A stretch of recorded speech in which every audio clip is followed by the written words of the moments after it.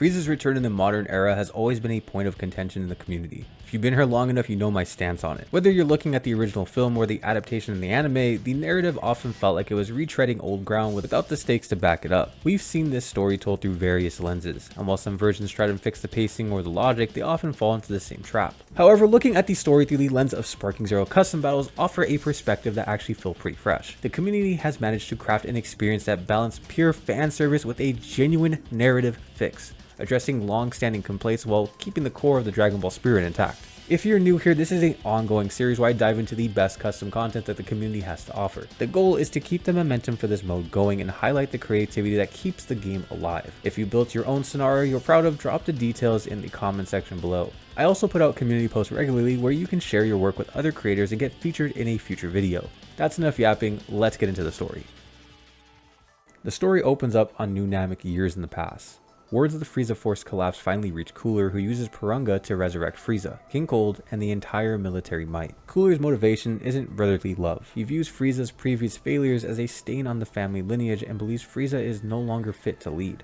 Frieza naturally refuses to yield his authority to his older brother, leading to an immediate power struggle. In his first form, Frieza is barely making an impact. King Cold attempts to interject and calm the situation, but Frieza's ego is too far gone to listen. Cold eventually relents, reminding Frieza that they only breathe because of Cooler's plan, yet he allows the duel to continue. As Frieza realizes his base power isn't enough, he cycles through his transformations. He enters his second form, but Cooler continues to berate him, specifically mocking his loss to a mere Saiyan. Those words trigger a visceral reaction. Frieza begins to spiral through memories of his defeat at the hands of Trunks and the humiliation on Namek by Goku. Rage fuels a shift into his third form. Even then, the gap in power remains wide, and the resulting clash causes the very foundation of New Namek to tremble. While the Frieza Force soldiers watch in a mix of awe and terror, Captain Ginyu begs King Cold to intervene, but Cold refuses. He admits to a change of heart, acknowledging that Cooler has seemingly been the superior son all along, and now he wants to see if Frieza has any answer for that strength. Frieza eventually reaches his final form, which finally puts the two on equal footing. As they trade blows, Frieza questions why Cooler hasn't utilized his next transformation. It's revealed here that Cooler has yet to master that ascended state. The true peak of Cold Clan's power remains just out of his reach. With Cooler starting to tire, Frieza seizes the opening, secures the win, and effectively absorbs Cooler forces into his own. Despite this consolidation of power, Frieza is pragmatic. He knows that even with their combined strength, they aren't a threat to the Saiyans on Earth yet. If they want Goku to pay, they have to commit to the one thing they've always looked down upon: training. The Frieza Force retreats into the shadows, waiting for a day that they are truly ready to strike. While it isn't explicitly stated why the New Namekians were spared, we can assume a calculated move on Frieza's part. He's learned the hard way that the Dragon Balls are useless if the Namekians are dead, so keeping them alive and under a lingering shadow serves as a strategic insurance policy for the future. Had Dende or Elder Mori tipped Goku off during his search for a new guardian, the news likely would have taken a backseat to the more immediate threat of Cell. Frieza wasn't a problem anymore. He was a ghost in the background. We now fast forward several years to Earth, where the Z Warriors are holding a tournament-style training session to sharpen their own skills. The brackets feel like a callback to the 22nd World Tournament, with the old warriors testing one another once again. Krillin secures a win over Chaozu, while Tien manages to take down Yamcha, though there's a noticeable edge to Tien's composure that suggests that he isn't just here for a friendly sparring match. As Krillin and Tien prepare their own bout, Gohan finally arrives, offering the usual apologies for his lateness. Between his studies and life with Videl and Pan, his training has clearly taken a back seat. The anticipated match between the two humans quickly shifts into a 2-on-1 ambush as they force Gohan into the ring. They aren't interested in an excuse, they want to see if the scholar still has the warrior spirit. Tien takes the lead of the battle, lecturing Gohan on the dangers of complacency. Gohan's defense is one we've heard before. With Goku and Vegeta on Earth as the strongest in the universe, the world is safe. He believes he can rely on them to carry that burden. But mid-sentence, he's blindsided by Krillin. Krillin begins to actually corner him, acknowledging that after years of consistent effort, he's reached a level where he can legitimately push a half Saiyan who has let his guard down. On the sidelines, Yamcha is forced to confront a harsh reality. Watching Krillin and Tien, he realizes the gap between them has widened to a point that feels almost insurmountable. Part of him is tempted to settle into that complacency, yet his martial artist spirit still flickers, pushing him towards a growth he isn't sure he can achieve. The sparring match eventually winds down with Gohan and Krillin both exhausted, and the group begins to disperse. Though they notice Yamcha's visible frustration, the Z Warriors head their separate ways, leaving him to his own thoughts. Unbeknownst to all of them, the Frieza Force has finally made a planet fall. By suppressing their presence and avoiding detection, they manage to slip past Earth's defenses. Frieza wastes no time deploying his soldiers across the globe with a singular mission: locate Goku and dismantle his circle of friends. Yamcha's walk home is cut short when he's intercepted by a squad of soldiers. These grunts have clearly put in the work during their time away, showing a level of coordination and strength that forces Yamcha to actually exert himself. He manages to clear out the initial wave, but the pressure mounts when Kui steps out from the shadows. The two engage in a grueling fight, with Kui leaning heavily on underhanded tactics to keep Yamcha off balance. From a distance, Dodoria and Zarbon observe the skirmish. Frieza deployed them as a reconnaissance with a hidden directive to intervene if Kui fails too close to the deal. The energy from the fight eventually catches Piccolo's attention. He senses a power level high enough to pose a legitimate threat to Yamcha and begins moving towards the source to see exactly what has landed on Earth. In the middle of the struggle, Yamcha finds himself questioning how a former underling could possess this much power. Kui uses the opportunity to mock him, claiming Yamcha's inherent weakness is his own undoing. Yamcha pulls himself out from the debris, but his perspective on his own limitations has shifted. He acknowledges that while he might be outclassed by the elite, his capacity for growth hasn't hit his peak yet. Channeling that new resolve, he charges a spirit ball and leans back into his roots as the desert bandit. I'm gonna wrap this up. Spirit ball.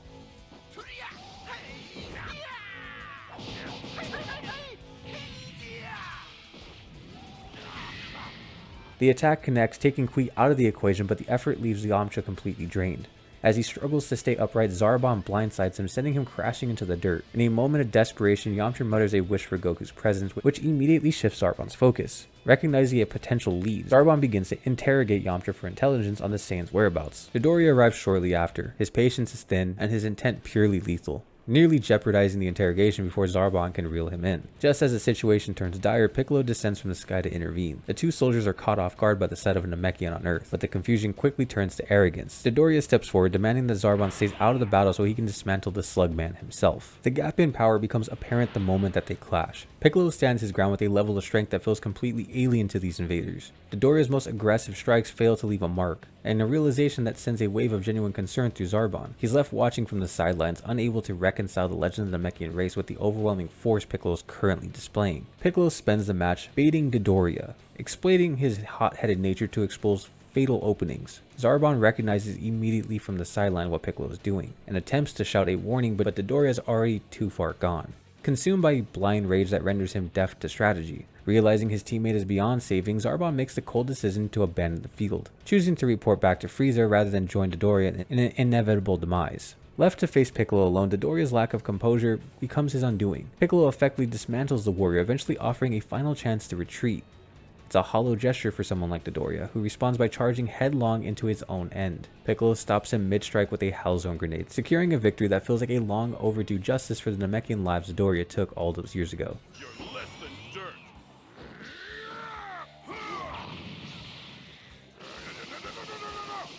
Be gone. Hellzone grenade. As Zarbon retreats, he tracks the battle through his scouter, watching in silence as Dodoria's power signature drops to 0. The realization settles in. The defenders of the planet have reached a level of strength the Frieza Force clearly didn't anticipate. The creator of this scenario deserves a lot of credit for their writing here. They found the right dialogue to express this specific vision, which is a genuine achievement considering the limitations on the custom battle interface. The time and effort required to map out a narrative this cohesive with the game's tools is beyond impressive.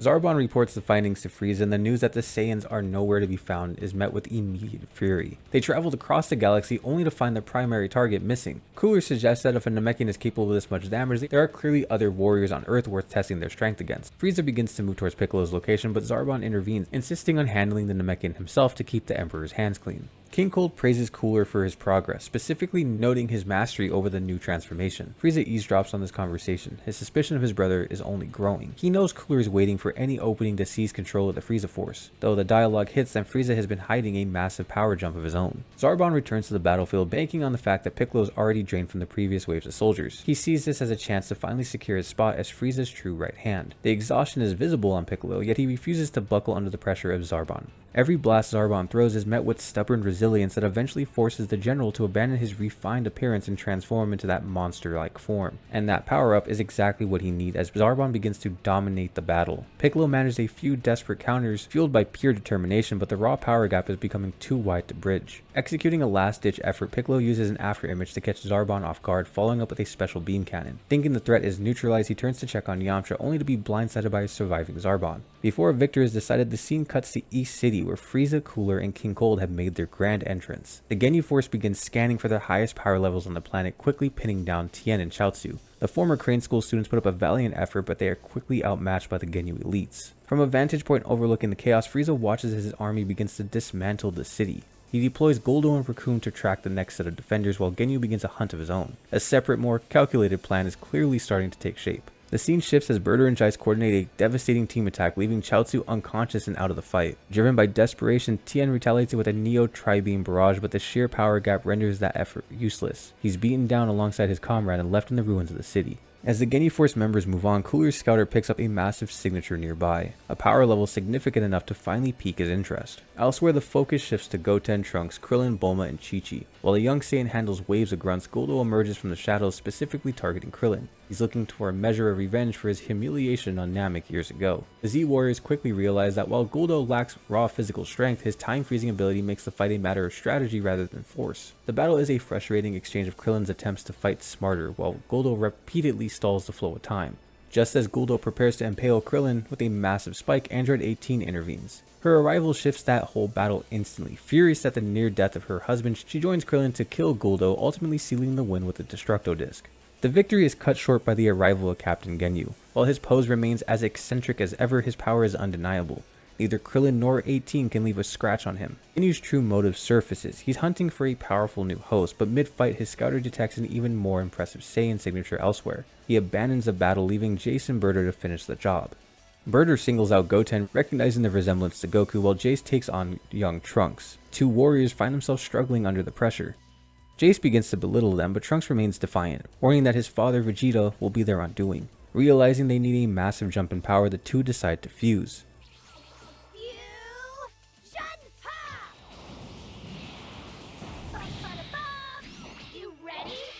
The appearance of Gotenks completely flips the battle in their favor. Both Jeice and Birder are suddenly outclassed, and the arrogance they arrived with is replaced by a genuine fear. After Birder falls, Gotenks charges a final beam and wipes out the remaining Ginyu Force members. After checking on their family, Gotenks senses a massive surge of ki in the distance, one they can't afford to ignore, and they head off to intercept it. We now check in on Gohan and Buu as they're holding back waves of enemies protecting Mr. Satan and Videl. Cooler eventually zeroes in on the massive energy signature he's been tracking, recognizing Majin Buu immediately. Sensing a worthy test for his new power, he challenges the pink monster. Gohan attempts to intervene, but Buu insists on handling it alone, allowing Gohan to move Hercule and Videl to safety. The fight starts poorly for Buu, who takes a direct hit from a massive death ball. Cooler initially believes the battle is over, but he's forced into a state of confusion when Buu simply regenerates. An explosive wave from Buu finally pushes Cooler to stop holding back, triggering his perfected fifth transformation.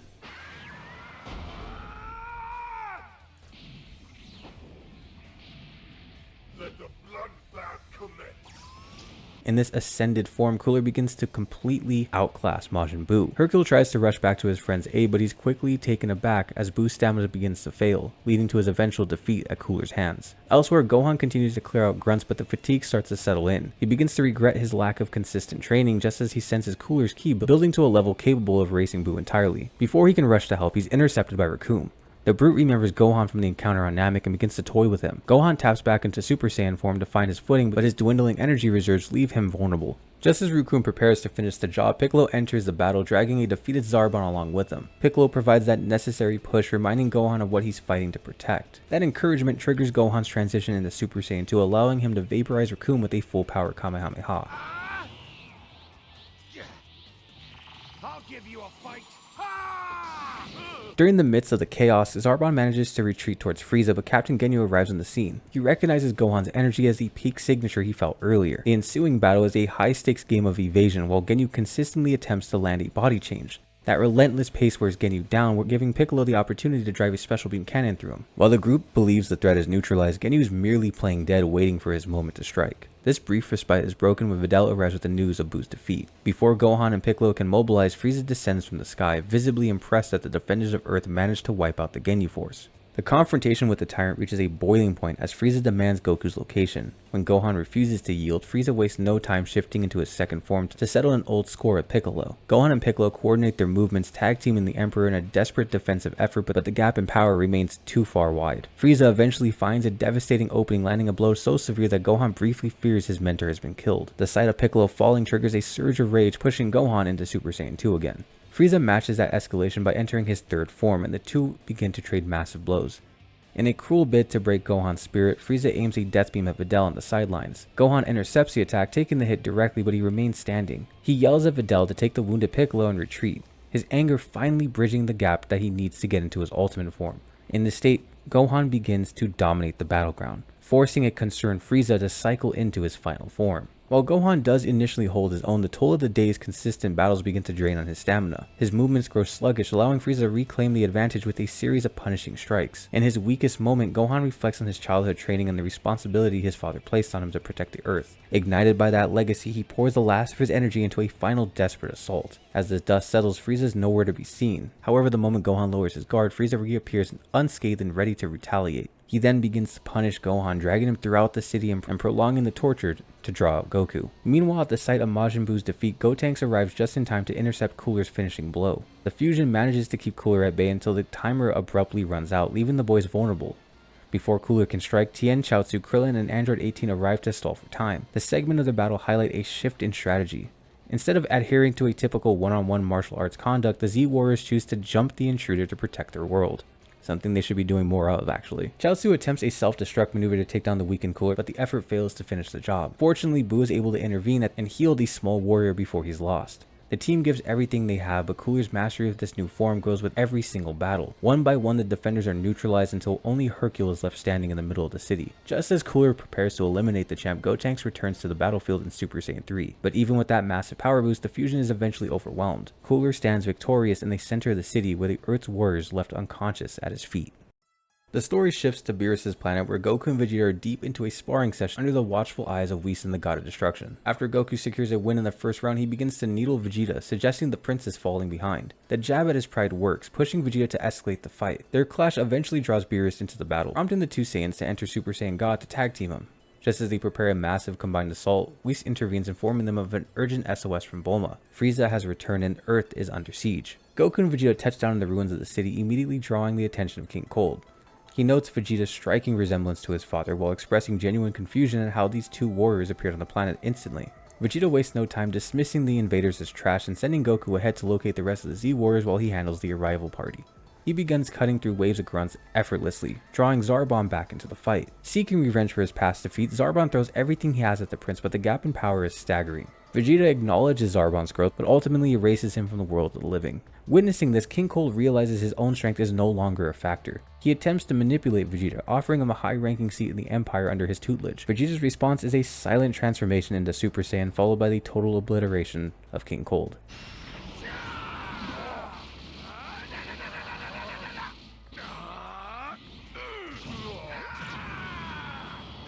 Goku arrives just in time to intercept a fatal blow meant for Gohan, finally standing face to face with Frieza. Elsewhere, Vegeta drops in to save Mr. Satan from Cooler's finishing strike. After a brief moment to praise Trunks for his effort, Vegeta locks eyes with Cooler, who mocks the prince for not appearing much stronger than his son. Back at Goku's position, Captain Ginyu attempts to capitalize on the chaos. Frieza fakes exhaustion, creating an opening for Ginyu to launch a body change beam at Goku. Goku narrowly evading the technique and manages to erase Ginyu with a Kamehameha before the captain can interfere any further. The interruption gives Frieza the chance to land a sneak attack, forcing both him and Goku to transform. As they trade blows, the familiar side of the Super Saiyan awakens a dormant fear in Frieza, echoing that legendary battle on planet Namek. The earth-shaking duel is interrupted when Vegeta and Cooler crash into the battlefield. Goku is momentarily confused by the presence of a second Frieza lookalike, while Frieza's arrogance leads him to underestimate the prince. This friction causes the Saiyans to swap opponents. Vegeta looks to settle his score, while Cooler seeks to redeem the clan's honor by killing the man who defeated his brother. Frieza is visibly infuriated to learn that Vegeta has also mastered the Super Saiyan transformation. Though Cooler struggles against Goku, it's clear that neither Saiyan is fighting at full capacity just yet. Recognizing that the city can't withstand much more of the displacement of energy, they request a change in scenery. The brothers oblige, setting the stage for the final act of the story. Vegeta's focus shifts entirely to Cooler, driven by a need to settle the debt for the attack on Trunks. Before the fighting can resume, the arrival of Beerus and Whis sends a wave of genuine terror through Frieza. His fear only deepens when he realizes these cosmic entities have been personally overseeing the training of his Saiyan rivals. While the God of Destruction and his attendant casually scout for a snack, Bulma's sharp dismissal of their demands catches Cooler's attention. Intrigued by a woman capable of standing her ground against such power, Cooler attempts to recruit her, a move that only serves to ignite Vegeta's fury. The match between Super Saiyan Vegeta and Cooler's 5th form begins with a tyrant holding a surprising advantage. Cooler's mastery of this transformation has progressed to where even Vegeta's god form struggles to maintain an upper hand. After taking a significant hit, Vegeta stops holding back and erupts into Super Saiyan Blue. Frieza watches from the sidelines, realizing with growing dread that his brother is now facing a lethal gap in power. The two engage in a neck-and-neck struggle that pushes Vegeta to his physical limits. Just as his energy begins to waver, he shatters his ceiling once more, evolving his blue form to a new peak. He unleashes a super explosive wave that completely overwhelms Cooler, erasing him from existence and sending him to the other world in an instant. Afraid you're not going to survive this. Ah!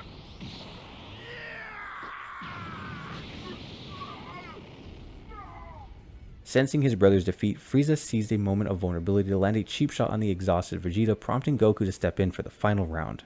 Goku cycles through his Super Saiyan forms, but Frieza remains unmoved until Goku taps into his God power. The sight of the Divine Key puts a fear of loss back into the Tyrant, who realizes that he must reveal his own trump card to stay in the fight. Frieza now ascends into his golden form, creating a wall of power that Goku initially can't bypass. The battle forces Goku to utilize Super Saiyan Blue, and the two trade blows at a high-speed exchange that taxes their stamina. As Goku's energy reserves begin to drop, he reveals one final trick. Break through the limit.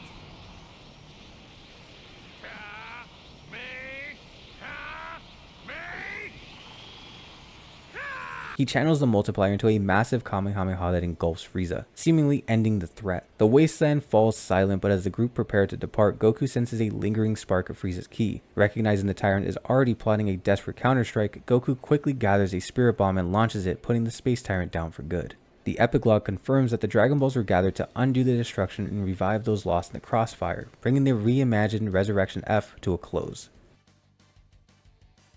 This was a standout project, and the creator deserves immense credit for the way they balanced the scale of the story. By utilizing the Z-Wars in distinct high-stakes matches, they moved away from that formula of having Goku and Vegeta handle every threat. The progression of Frieza's strength felt much more logical here, building up to the defined power in a way that makes way more sense. Bringing Cooler in the story was also a great idea. It's a great mixture of Revenge of Cooler and the Resurrection of F movie.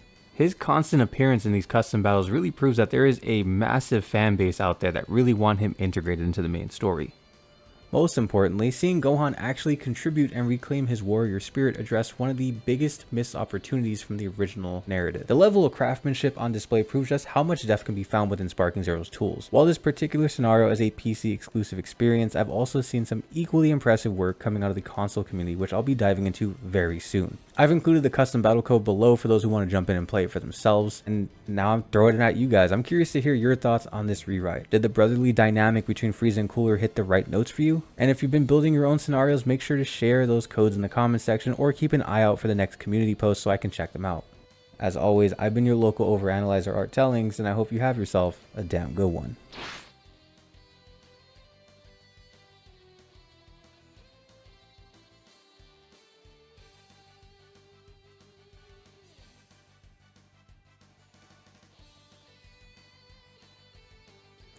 Man, this one took a long time to edit.